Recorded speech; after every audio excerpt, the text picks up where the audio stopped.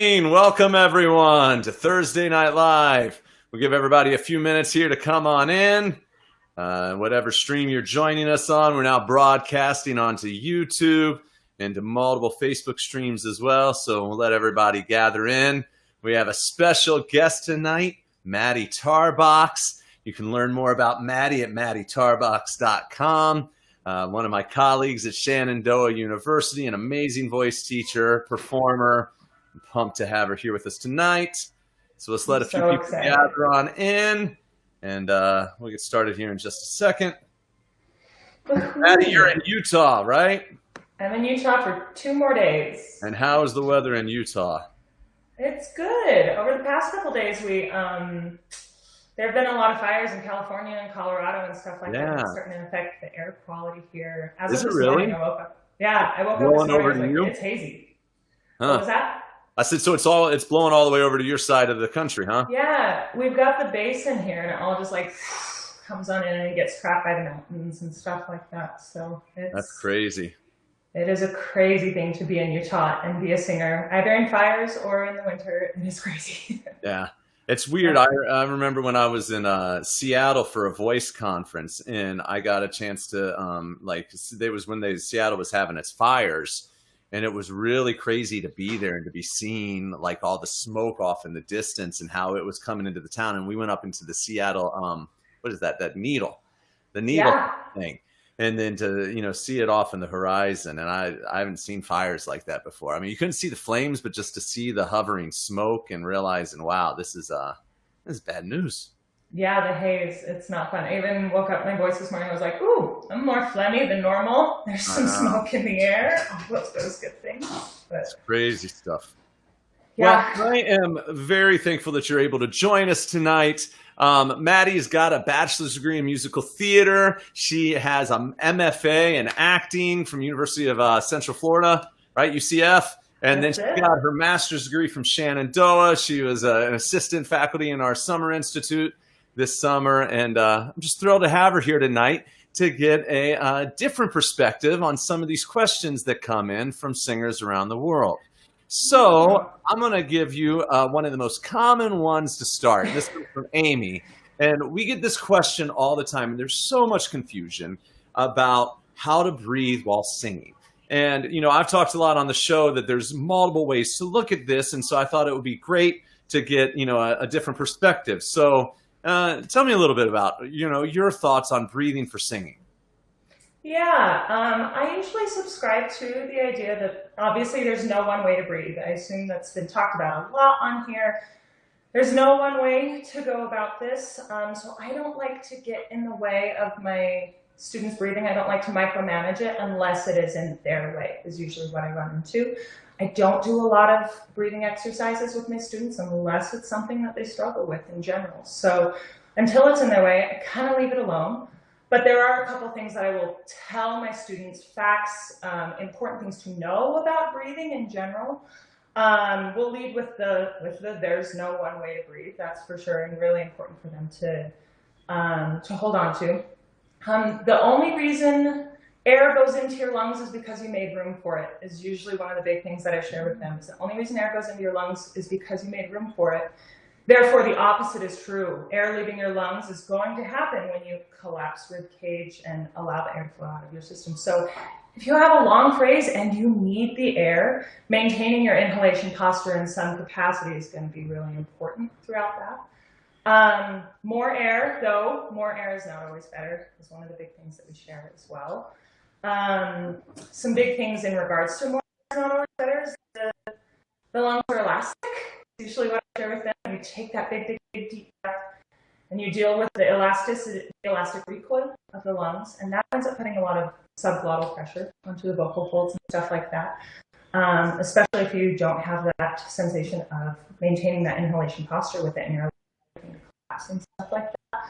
Those are some things that are important for them to be aware of. In addition to that, if you're taking in the idea that more air is not always better, if you're taking constant breaths in and very consistent quick breaths, sometimes you can crowd your lungs with too much air that eventually turns into carbon dioxide and you feel like you're suffocating anyway. They'll think you're a little crazy at first if you tell them to take fewer breaths. But if the air is turning into carbon dioxide, but the lungs are full, you can't get fresh oxygen in, that's going to wind up being a problem. Cause a lot of tension and anxiety and all of those kinds of things, along with the singer as well. And then the last big important thing for them to consider when I'm working with them is where you want to release to allow the air to come in. So this is probably what's most common that comes up, I would imagine, Matt. They're like, where do I take in this air and those kinds of things. So the low diaphragmatic breathing, the thoracic breathing down into the corners of the rib cage, dorsal breathing, clavicular breathing. You have all of these options of places that you can release to allow the air in. And that's where I don't really like to get involved a ton, because different body types have different breathing needs. I assume you talk a lot about that as well, right? Yeah, we've talked about that some. Can you describe that a little bit? Yeah, absolutely. So different, I work with a lot of students at Shenandoah who are dancers and have very fit body types and all of those kinds of things. And oftentimes what winds up happening with these smaller frames and very fit frames is the muscularity on the body is so hard that it doesn't want to, if you're trying to get a belly breath in, that release of the abdominal wall is very hard for them to be able to do. So encouraging a belly breath, say, in one of my smaller dancers or very fit dancers, is not always going to be the strongest method of breathing for them. They'll find more tension in that, more discomfort and all of those kinds of things, as opposed to, say, some thoracic breathing that can be really helpful in just allowing the rib cage to swing wide and stuff like that. While we know more robust people do have an easier time with a lower belly breath and stuff like that, because there's more space in room and not quite the muscular rigidity. Yeah. So let's say if you have, like, you're talking about somebody that has that muscular rigidity. So I get a lot of singers that'll come and they breathe in and it's like they've gotten used to that beach body thing of like sucking it all in, and they tighten up everything. So if somebody's struggling with that, what are some of the tools that you use to try to help them let go? I liked what you said about making space for air. That's a really good way of thinking about it, right? I like it, but how do you help somebody start to find that if they're struggling? You know, if you've got this like muscular, you know, beach body thing that you're dealing with, some of the things that I'll do, I'll start with literally just getting the rib cage stretched out. I subscribe to a lot of rib cage things, and I find it immensely helpful for the students that I work with and stuff like that.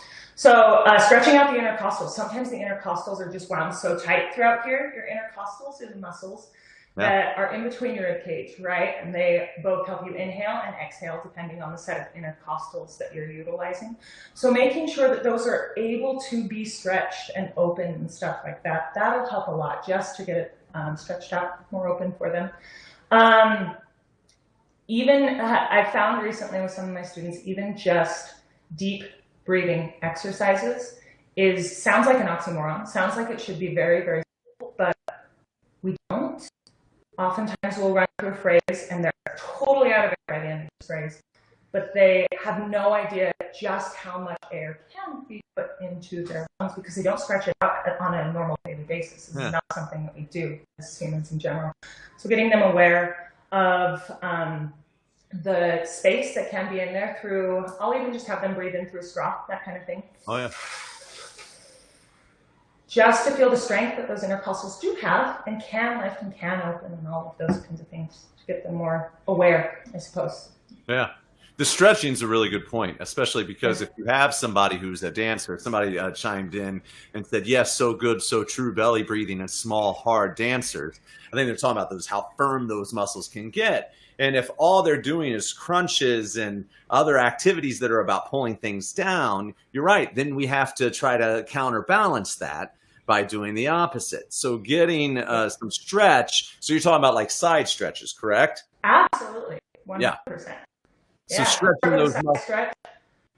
I encourage, especially for those who are particularly fit, that most of the time they don't think about the stretch as being equally as important as the muscular contraction. And it is, especially for singers, it causes a lot of grief in regards to the comfort of your breath and the labor of your breath and stuff like that.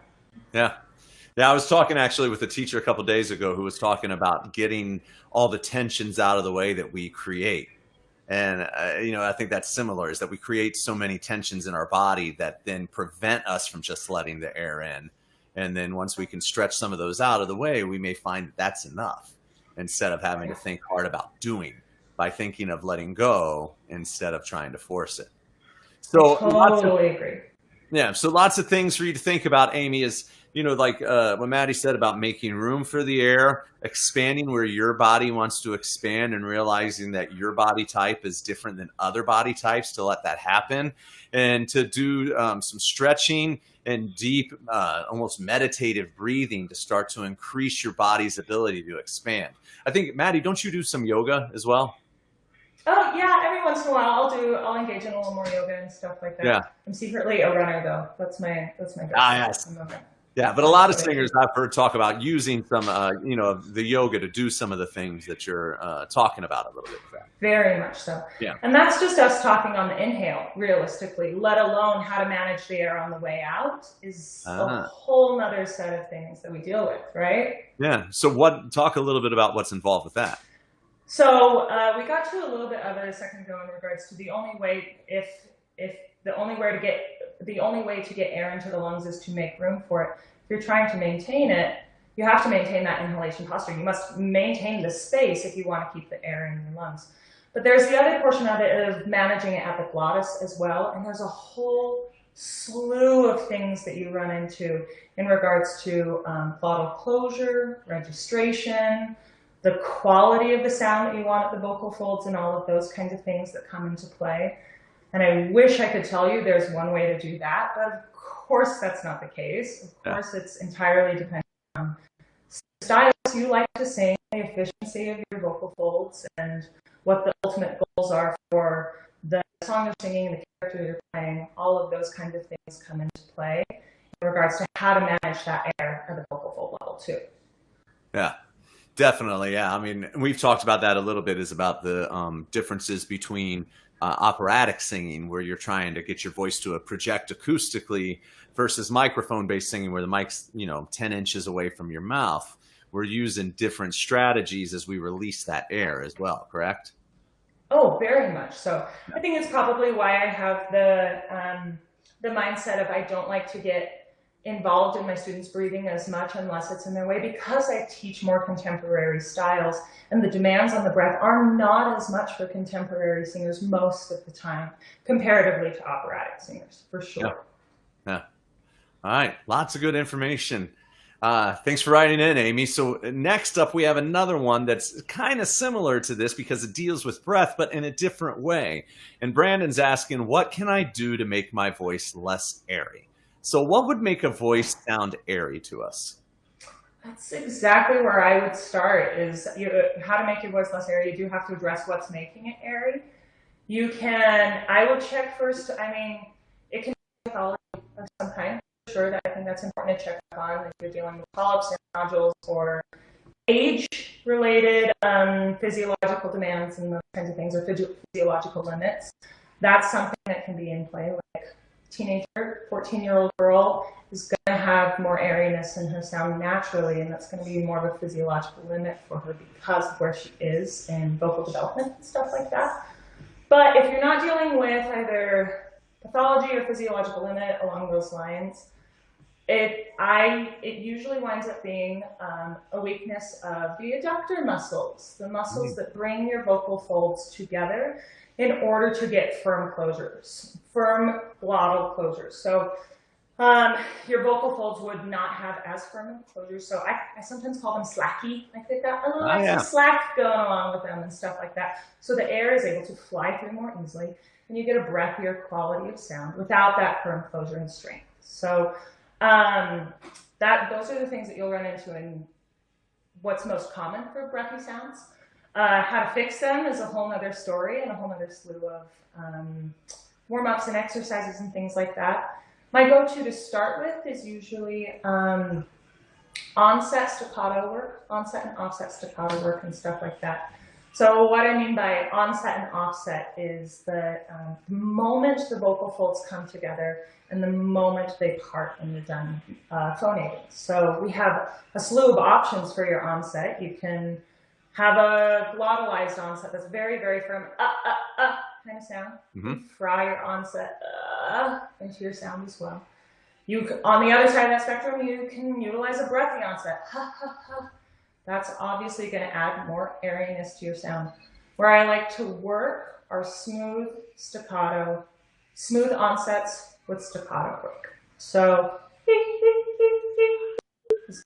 offer what I like to call like bicep curls for your adductor muscles and stuff. Oh, yeah. Offer them the ability to repeat and strengthen that muscle repetition after repetition after repetition. Making sure that onset and offset are very smooth and clean is really helpful in regards for my students in cleaning up breathiness in the sound, for sure. And it's really gentle too, those staccatos. Yeah, because if you do them too harsh, you can end up with other problems, right? Yeah, sometimes what I'll run into also is the breathiness can show up because a student is trying to be loud.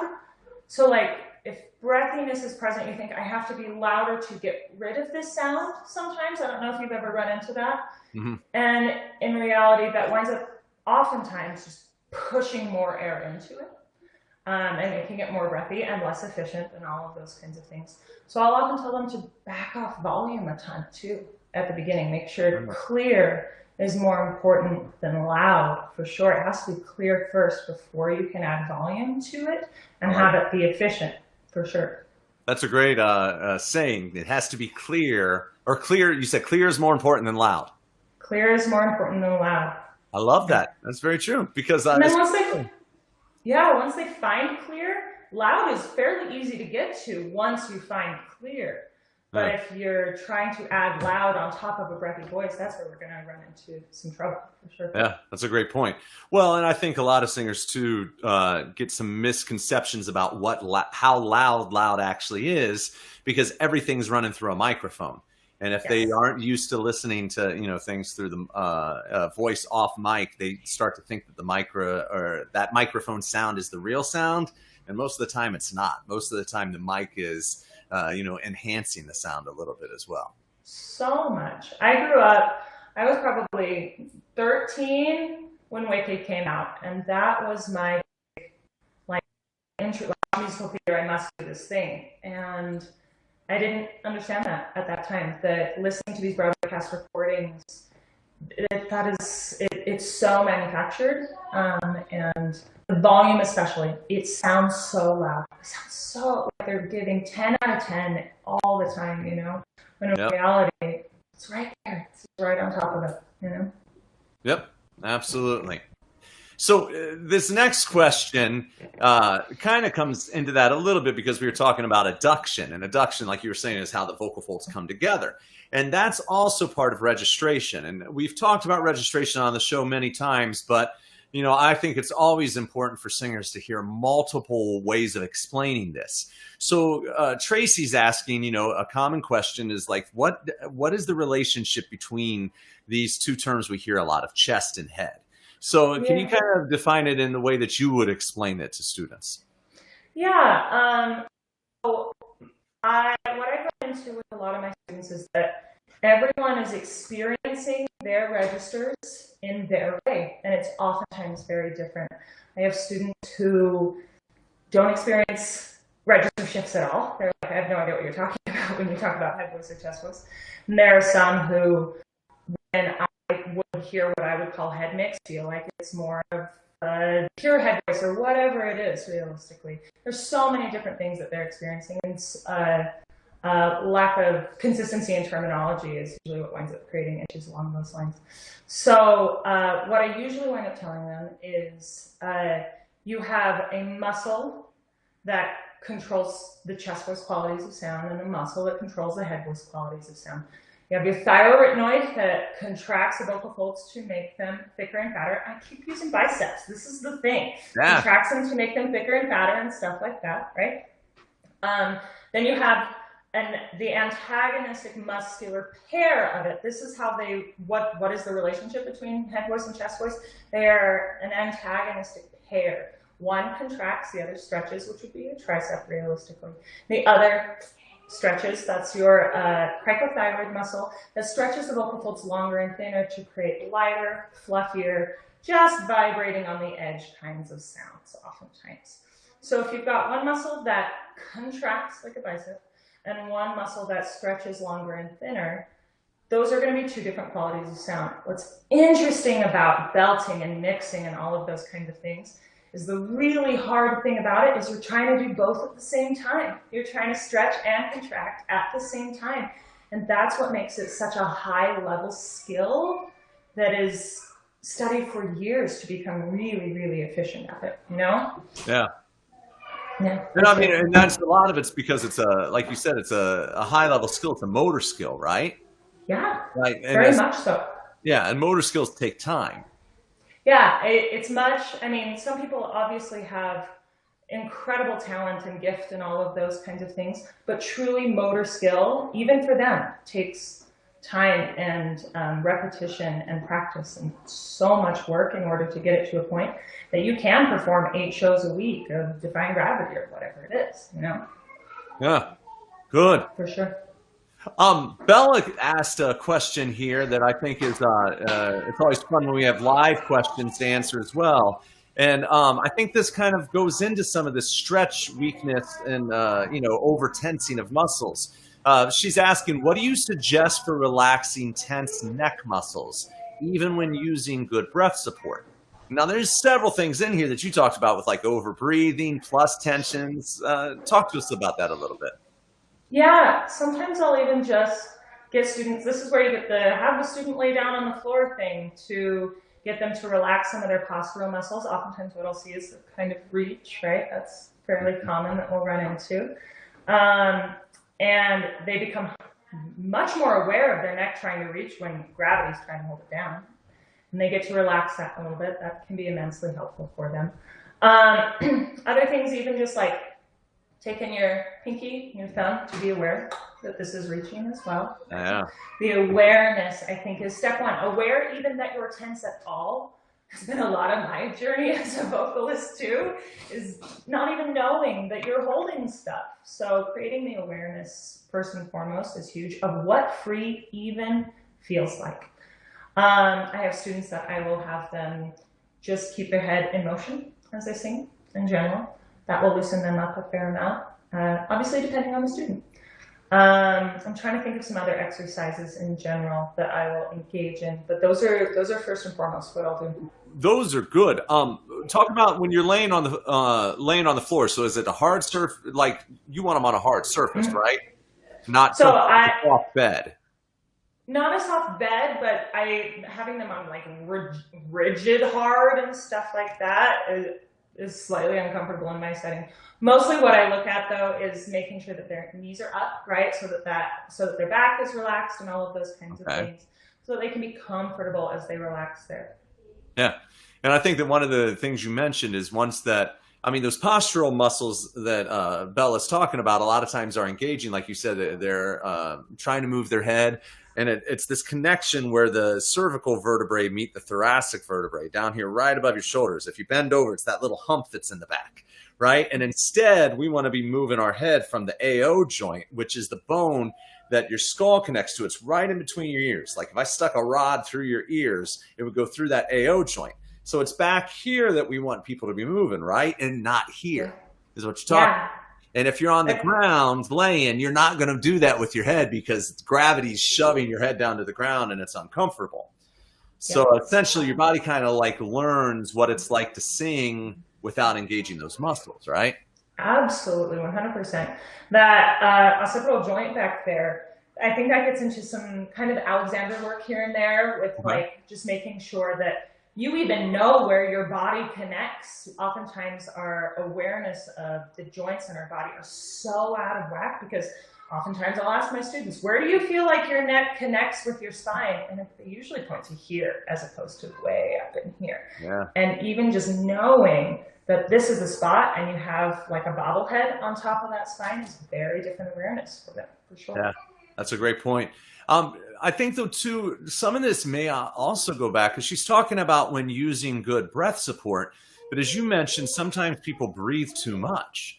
And when we breathe too much, that can cause tensions as well, right? Definitely, for sure. Sometimes it's usually around like a big high note. We get really anxious. We take this huge breath because we have to prep for the huge high note and those kinds of things. And it usually winds up being something along these lines. And that is not particularly comfortable, right? That Well, I just noticed as see all the work. I was going to say, I can see your sternocleidomastoid muscle like bulging out as soon as you breathe. Yeah.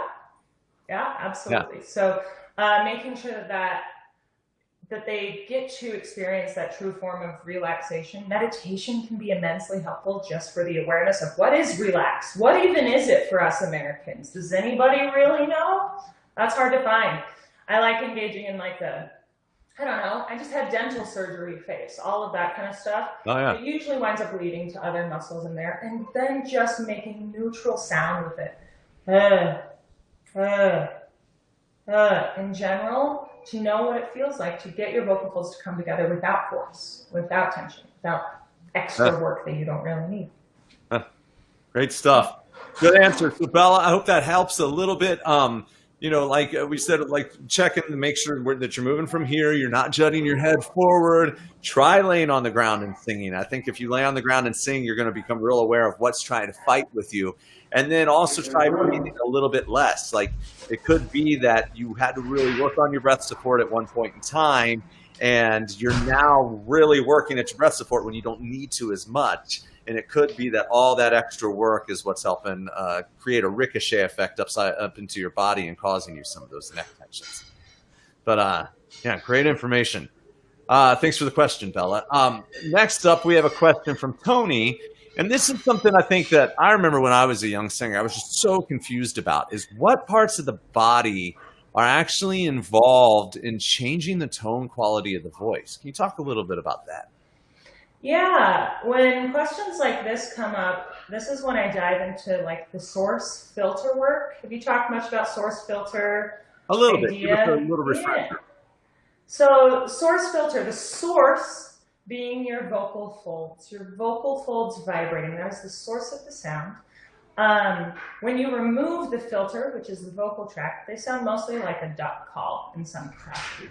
There's not a lot of tone quality to them, aside from maybe pressy or breathy, which we've talked about a little bit.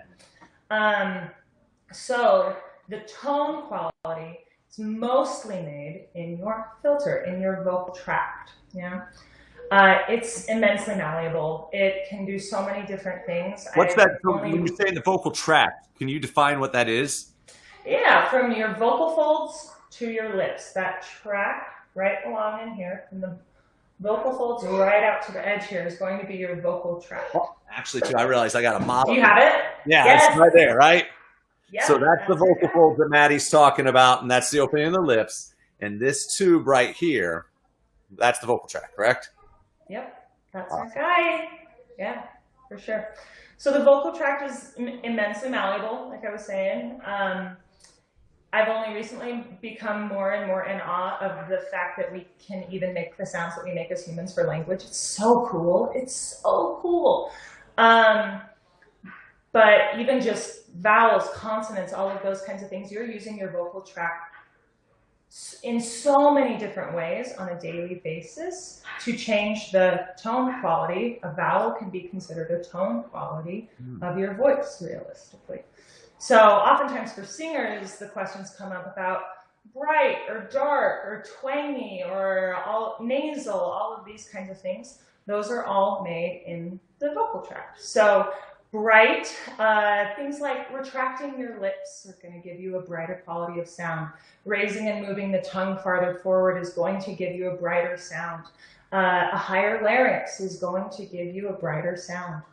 Warmer, darker sounds are usually made through lengthening and opening the vocal tract further, bringing the lips forward, opening the pharynx, which is the space behind your mouth and your nose, right back in there, just above the vocal folds. Nasality is created through the lowering of the soft palate, which is that soft tissue right behind the roof of your mouth. Do you have that one, Matt? Yeah, I got this little guy right here. It's the little uvula that's right here. That's the back. If you see that uvula in the back of your mouth, that's attached to that soft palate right there. Yeah. And if we lower that guy, you're going to get nasality in the sound. Lowering the larynx in general is going to also give you warmer qualities of sound. Tongue retraction will make the sound warmer, those kinds of things. And any combination of those things is also fair game, which is what's so cool about contemporary music, any music, but really the contemporary music. I feel like we're experimenting with so many different kinds of sounds and stuff like that. I very much enjoy listening to it. So it sounds like a lot. So the technical thing is that you have the soft palate, the lips, the larynx, they're all moving around, and that enables your vocal tract to get shorter, which makes things brighter, or longer, which can make it warmer, or narrower, which can make it brighter, or wider, that can make it longer. But you're saying that a lot of that comes back to vowel quality, right? So that's like interactions on the inside, but a lot of singers can just warm up, think of a more closed vowel or an open vowel or a warm vowel or a bright vowel, right? Absolutely. It's my job to know what your vocal tract is doing and all of those kinds of things. It's your job as a singer to have awareness, but predominantly tell a story. That's your job, is that. And sometimes focusing on, is my larynx doing this thing, or is my soft palate doing this thing, can become particularly technical and get students stuck in their head, I think is what you're referring to. Is that right? Yeah, sometimes. Yeah. It's everybody's different though. Right? So. People really, they respond really well to thinking about the actual technical, but then other people like that simplistic version of just thinking about vowel quality, right? Yeah, absolutely. 100%. Yeah. So lots of options there, but I think what you mentioned is important, is that idea of the source filter idea, is that we have registration, which we talked about earlier, and it's that registration combined with what's happening in the vocal tract that ends up giving us all those different vocal qualities, correct? Yeah, very much so. Yeah. Great. All right. So one of the next questions that, and we get asked things like this a lot, like what Zach is asking, and a lot of students have a problem with this, is accepting their voice for what it is and start improving. And some of this gets into more of a mental game, because this is not as much about actual technique, but doing some of the mental and artistic work to get to this point. So what are some of the strategies you use to help your students? Yeah, this is such an important question, and I'm so glad that it's here. This is, to me, foundationally in a lot of what I like to call thought management. Their thoughts are immensely powerful. The sentences that go through our brain that we believe or don't believe wind up influencing our feelings, how we feel about things, which influence our actions, which influence our results. So if you are thinking about your voice on a consistent basis, it's not good enough, I don't know enough, I'll never get better, that will lead to a feeling of probably despair and depression and all of those kinds of things. That leads to the action of inaction most of the time.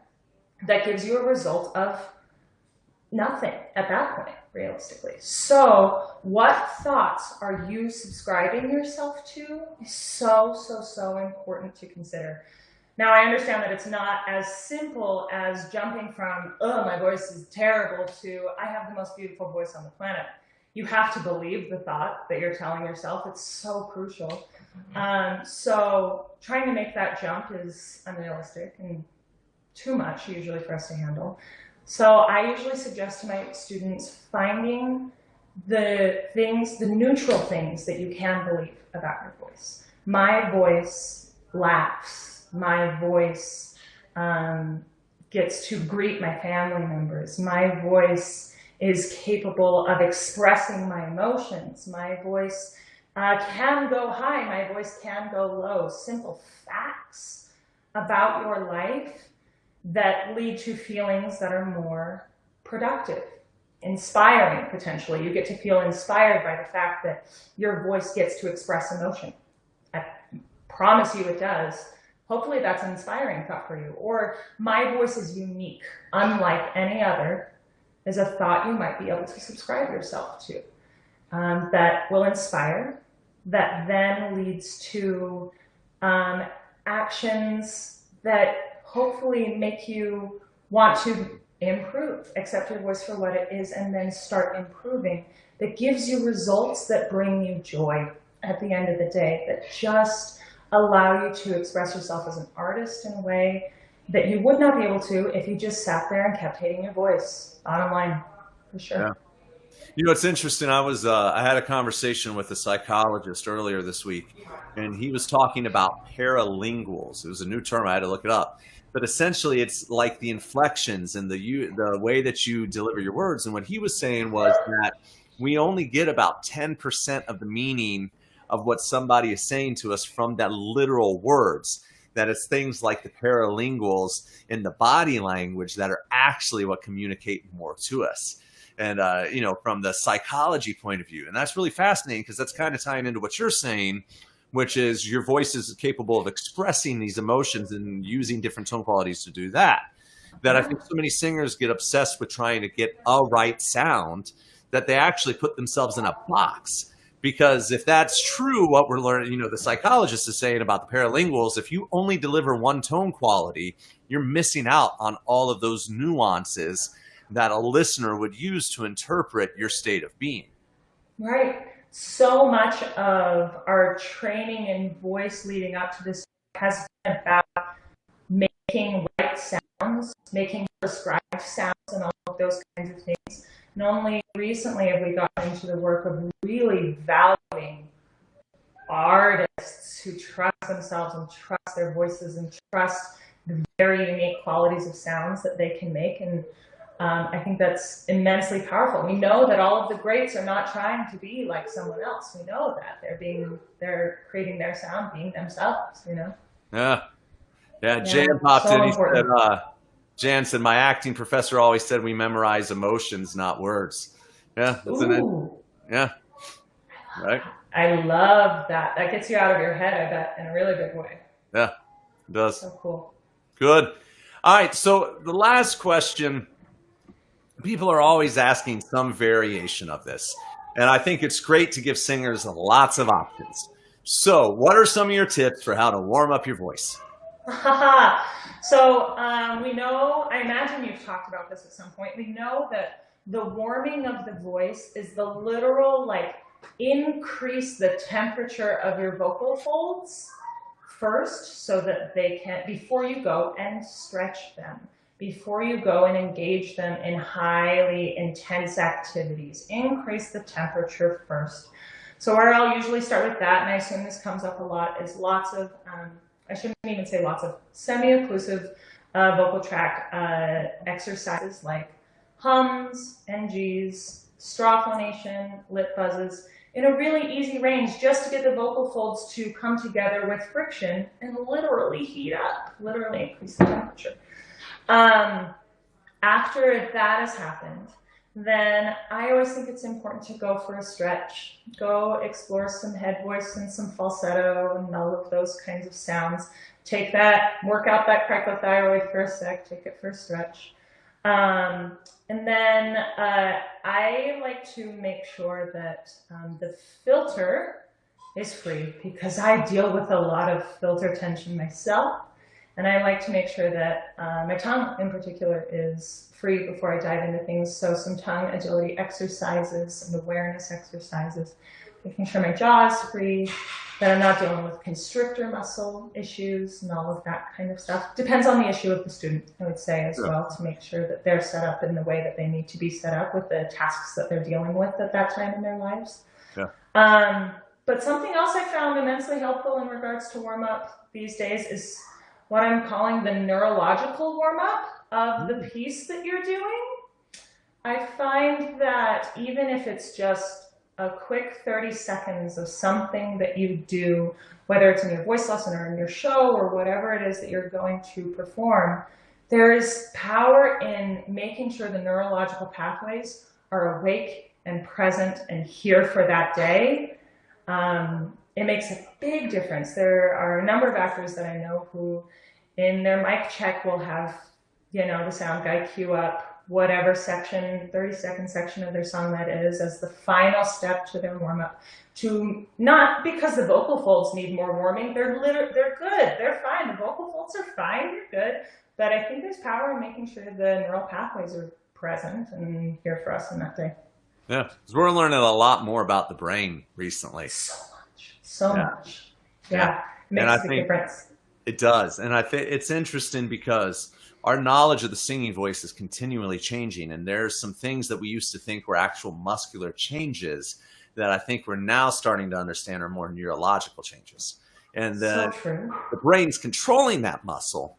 And so you are strengthening a connection, but it's more of the neurological changes that are probably happening, neurological adaptations more than muscular adaptations. I think it's going to be interesting. I think we're going to find out a lot in the next 10 years Yeah. with some of the new technology we have available, what's actually happening when we're strengthening our voices. It's interesting. You think about like, you talk about motor skill in general. I'm so curious to follow the research in regards to, okay, so what percentage of the motor skill realistically is the muscle or is the neurological pathway and all of that kind of stuff?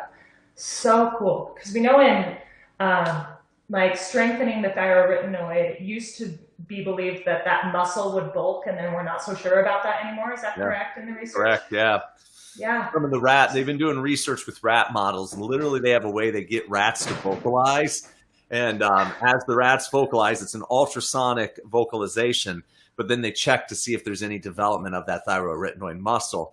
And they're not necessarily seeing what they were expecting. The hope is that we could use, some of that information to help people who might be having muscular atrophy from aging, or having something that might be happening along the way because of something like Parkinson's disease or other neurological issues. And so then they did some research with choir singers to see if choir might help. And they weren't seeing what they had hoped in terms of muscular gain, but they saw huge quality of life improvements, which is definitely important. But there's some emerging work. It's Dr. Aaron Johnson at NYU Langone, and I would follow his work because he's really kind of leading the way on trying to understand what is actually happening as far as muscular adaptations in the larynx. Yeah. Oh, so cool. So cool. I love it. Well, Maddie, it's been a joy to have you on here tonight. Thank you for coming and joining us. It's been a pleasure to be here. Any final thoughts for singers? Oh, final thoughts for singers. Love your voice. Do the work. Know that there's no such. I actually just I've been working on a welcome packet for my students in my studio, and I've put together like the 5 things I wish I knew when I started training. And of course, I'm not going to be able to remember them all now, but some of them line that there's no such thing as beautiful singing. All sounds are an opportunity for discovery. I think as soon as you can subscribe yourself to that, there's a lot that opens up for you, a lot. So go out, get singing, do the practice, and have fun. That's awesome. Great. Well, a couple shout outs. Catherine Green, thanks for stopping by. Ed Green, as always, looking forward. I was going to say looking forward to seeing her, but we're online, unfortunately. And online. Yeah, Patricia Campbell, hey, thanks for stopping by and checking out the show tonight. If you found a lot of this information interesting and you're wanting to learn more about what's actually happening in your voice, I'm just releasing a brand new course. It's called How the Voice Works. You can check it out at this link. We have a special launch price. It's only $47 right now. It's 4 hours, 4K content. We filmed it in an award-winning studio out in Hollywood. It's got a 100-page workbook with it full of medical animations from Blue Tree Publishing. Guys over at Blue Tree are awesome, and they lent us a lot of animation, or licensed us a lot of great animations and illustrations. So if you want to learn more about some of the things we were talking about tonight, be sure to check that out. The regular price is $199, so grab it while it's $47. If you teach any kind of class this fall and you're stuck trying to figure out what to do with your students during COVID, we also have some special group pricing just to help out schools. We know a lot of people are hurting, so we're making some basement bargain discounts to try to help, especially high school teachers and college educators who are looking for a way to fill in some of the time while they're online. So if you're interested in that, check out the website, send us a message, and we'll fill you in on the rest of that. If you want to learn more about Maddie and her studio, she's located in Washington, D.C. when she's not in Utah. And of course, now, thanks to the internet, worldwide. But you can visit her online at maddietarbox.com. So, Maddie, thanks a lot for coming today. Thank you to everybody for stopping by and your questions. It's always great to have people here joining us every evening. And I look forward to seeing you next Thursday on voicelessons.com's Thursday Night Live. Good night, everyone.